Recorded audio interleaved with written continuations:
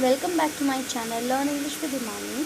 And today we are going to do this part 2 of the poem Daffodils by William Wordsworth. I have already posted one part in which we have covered two stanzas, and now we are going to cover the rest of the two stanzas. As we know, it is about the beauty of the daffodil flower.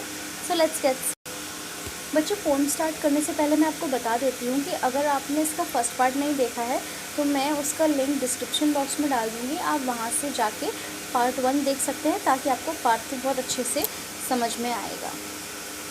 तो चलते हैं हमारे stanza 3 की तरफ। और stanza 3 में भी हम पढ़ते हैं, the poet says that the waves behind them danced but they outdid the sparkling waves in glee. A poet could not be gay in such a jocund company. I gazed and gazed, but little thought what wealth the show to me had brought. So, he says that the waves in the bay were dancing and looking gleefully at the atmosphere.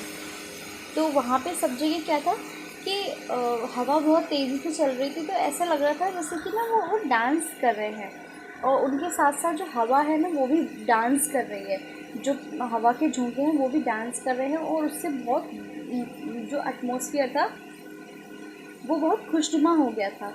But the flowers outshone the lively waves in the happiness, having such a cheerful companion like the daffodils, a poet like Wordsworth cannot help being happy. And he says that जो flowers थे वो क्या कर रहे थे, वो ऐसा लग रहा था जैसे हवा में खुशियाँ फैला रहे हों। और इतनी अच्छी कंपनी मतलब इतने अच्छे साथ में, किसका साथ, इतने सुंदर सुंदर फ्लावर्स के साथ में हमारे पोएट जैसा कोई भी व्यक्ति जो है वो खुश हुए बिना कैसे नहीं रह सकता था। वो बहुत खुश थे। So he was gazing constantly at the flowers and enjoying their beauty. तो वो क्या कर रहे थे, आई गेज्ड एंड गेज्ड। जो कहते हैं ना, आई गेज्ड का मतलब होता है मतलब देखते जाना। कहते हैं मैं देखता ही जा रहा था, इतनी सुंदर ब्यूटी थी, इतने प्यारे प्यारे फ्लावर्स थे। तो और ये वर्ड जो है वो 2 बार इसीलिए यूज़ किया गया है, ये बताने के लिए कि जो पोएट है वो कितना ज़्यादा खुश था, कितना ज़्यादा उसको बहुत खुशी मिल रही थी उस पूरे एटमॉस्फेयर में। और वो कहते हैं कि उनको देखते देखते मेरे दिमाग में ख्याल आया कि मतलब वो सब कुछ भूल भाल गए, इधर उधर का सब भूल गए। And that time he did not think much about the wealth that the flower had brought to him. The poet realized that later, maybe after a few days, this wealth is the happiness and the pleasant memory that he enjoyed for a long time since the day. और वो ये कहते हैं कि मैं उनको देखते देखते इतना मंत्रमुग्ध हो गया था, इतना ज़्यादा मैं खुश था कि मैं सोचने लगा कि इन फ्लावर्स ने, ये जो इन फ्लावर्स का जो ये साइट है, जो सीन है, इसने मुझे आज कितनी बड़ी दौलत दे दी है, कितना बड़ा एक वेल्थ मुझे दे दी। और वो वेल्थ क्या है, वो दौलत क्या है, एक मेमोरी जिसको वो ज़िंदगी भर याद रखेंगे, वो खुशी जिसकी वजह से उनका पूरा दिन बन गया और जिस खुशी को वो हमेशा याद रखेंगे, जो एक पिक्चर है जो उनकी आंखों में हमेशा हमेशा के लिए कैप्चर हो गई है। तो चलिए स्टैंजा 4 की तरफ बढ़ते हैं। For oft when on my couch I lie, in vacant or in pensive mood, they flash upon that inward eye, which is the bliss of solitude. And then my heart will pleasure fills and dances with the daffodils. वो कहते हैं कि अभी उन्होंने वो wealth वाली बात करी थी ना, अब देखिए आगे कैसे वो वेल्थ उनके काम आएगी। ही क्लैरिफाइज कि मतलब the site of the flower was very important in their life. जो फूलों का वो जो पूरा एक सीन था ना, वो पूरा जो नज़ारा था वो उनकी लाइफ में हमेशा बहुत इम्पॉर्टेंट रहा।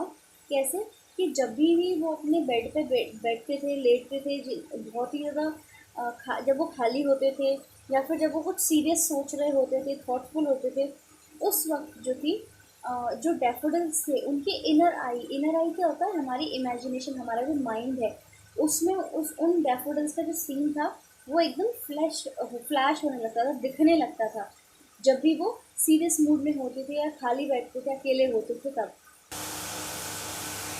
The daffodils have become an everlasting memory for the poet whenever he is lonely. और जब भी वो अकेले होते थे तब ये जो डैफोडिल्स की जो मेमोरी है, उसकी जो उन फूलों की जो याद है, वो जो नज़ारा है, वो उनके दिमाग में ऐसा कैप्चर हो गया था कि वो उनकी पूरी ज़िंदगी के लिए एवरलास्टिंग एक मेमोरी बन गई थी, एक याद बन गई थी।